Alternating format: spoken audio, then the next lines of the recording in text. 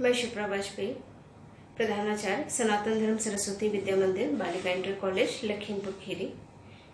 आप सभी का सादर अभिवादन। आज मैं आप लोगों के समक्ष नई राष्ट्रीय शिक्षा नीति के कुछ मुख्य बिंदु साझा करना चाहती हूँ। 1968 और 1986 के बाद ये स्वतंत्र भारत की तीसरी राष्ट्रीय शिक्षा नीति है, जिसे केंद्रीय सरकार ने 29 जुलाई 2020 को मंजूरी दी है।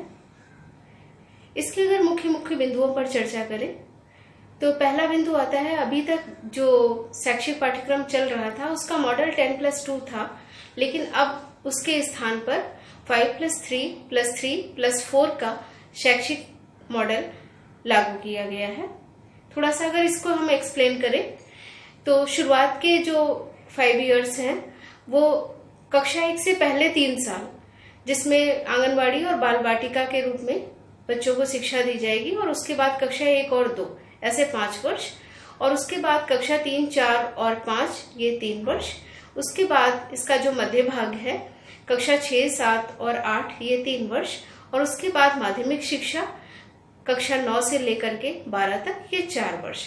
इस प्रकार ये 5+3+3+4 का शैक्षिक मॉडल अब नया लागू किया गया है। इसका जो दूसरा मुख्य बिंदु है वो यह है कि कक्षा 5 तक बच्चों को उनकी जो मातृभाषा है या क्षेत्रीय भाषा या स्थानीय भाषा कह लें तो उसमें ही शिक्षा देने की बात कही गई है, क्योंकि ये बिल्कुल सच है कि जब कोई भी बच्चा अपने आसपास का जैसा उसका वातावरण होता है, जो क्षेत्रीय भाषा उसकी स्थानीय भाषा होती है, उसमें वो बहुत अच्छी तरीके से किसी भी चीज को सीख सकता है। वहीं उसके स्थान पर अगर कोई विदेशी भाषा होती है तो उसको सीखने में उसके लिए थोड़ी सी दिक्कत आती है। तो इसलिए उसकी स्थानीय अथवा क्षेत्रीय भाषा को ही कक्षा 5 तक पढ़ाने की बात कही गई है, और जो विदेशी भाषा है उसे सेकेंडरी लेवल से लागू करने की बात कही गई है। तीसरा मुख्य बिंदु जो आता है, कक्षा 6 से वोकेशनल कोर्सेज प्रारंभ करने की बात कही गई है, जिससे कि क्या होगा कि हमारे जो छात्र छात्राएं हैं वो हुनरमंद बनेंगे, और निश्चित रूप से ये जो महत्वपूर्ण बिंदु है उनको एक रोजगार परक शिक्षा देने में महत्वपूर्ण भूमिका अदा करेगी। चौथा जो इसका बिंदु है वो कहा गया है कि बोर्ड परीक्षाओं के महत्व को थोड़ा सा कम किया गया है, और ये कहा गया है कि कक्षा 12 में ही केवल बोर्ड की परीक्षा होगी। जो इसका 5वां बिंदु है उसमें कैबिनेट के द्वारा मानव संसाधन विकास मंत्रालय को शिक्षा मंत्रालय का नाम देने की मंजूरी दी गई है। जो छठा इसका बिंदु है वो 2030 तक 3 से 18 वर्ष के आयु वर्ग के बच्चों को गुणवत्ता परक शिक्षा देने की बात कही गई है, और इसके द्वारा निश्चित रूप से जो हमारे देश की साक्षरता का प्रतिशत है वो बढ़ेगा। और इसका जो 7वां बिंदु आता है वो पहली बार इस राष्ट्रीय शिक्षा नीति में मल्टीपल एंट्री और एग्जिट की व्यवस्था करी गई है। इसको थोड़ा सा मैं एक्सप्लेन करूंगी। मल्टीपल एग्जिट और एंट्री क्या है कि जैसे किसी बच्चे ने जो है डिग्री कोर्स में दाखिला लिया, लेकिन किसी कारणवश मान लीजिए 1 साल बाद या 2 साल बाद उसकी पढ़ाई अगर छूट जाती है तो उसके वो 1-2 साल भी बर्बाद चले जाते थे।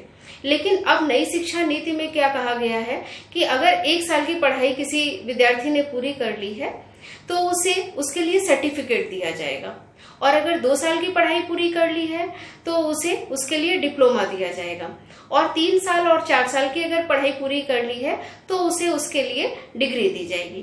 तो इस प्रकार से उसकी अगर बीच में भी पढ़ाई छूट जाती है तो वो बेकार नहीं जाता है, उसके लिए उसको बाकायदा सर्टिफिकेट या डिप्लोमा मिलता है, जिसको वो आगे अपनी किसी भी रोजगार के लिए, किसी भी नौकरी के लिए प्रयोग कर सकता है।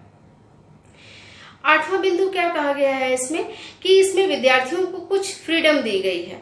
जैसे उन्होंने कोई कोर्स ज्वाइन किया, लेकिन उसके बाद उनको लग रहा है कि इसमें उनका इंटरेस्ट नहीं आ रहा है, वो कोई दूसरा कोर्स ज्वाइन करना चाहते हैं, तो वो एक निश्चित समय ब्रेक के बाद में वो जो है वो दूसरा कोई कोर्स ज्वाइन कर सकते हैं। 9वां बिंदु क्या कहा गया है कि जीडीपी का 6% शिक्षा में लगाने की बात कही गई है, जो अभी तक केवल 4.43% ही थी। ये एक बहुत ही महत्वपूर्ण बिंदु है। और 10वां बिंदु क्या आता है कि उच्च शिक्षा में 2035 तक 50% GER यानी कि ग्रॉस इनरोलमेंट रेशियो पहुंचाने का लक्ष्य रखा गया है, जो 2018 के आंकड़ों के अनुसार केवल 26.3% है। उच्च शिक्षा में 3.5 करोड़ नई सीटें जोड़ने की बात कही गई है।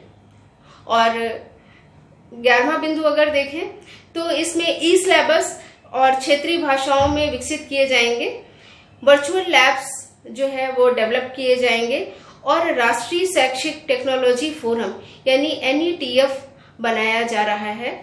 इस प्रकार हम ये पाते हैं कि जो हमारी नई राष्ट्रीय शिक्षा नीति है वो निश्चित रूप से परिणामदायक सिद्ध होगी। धन्यवाद।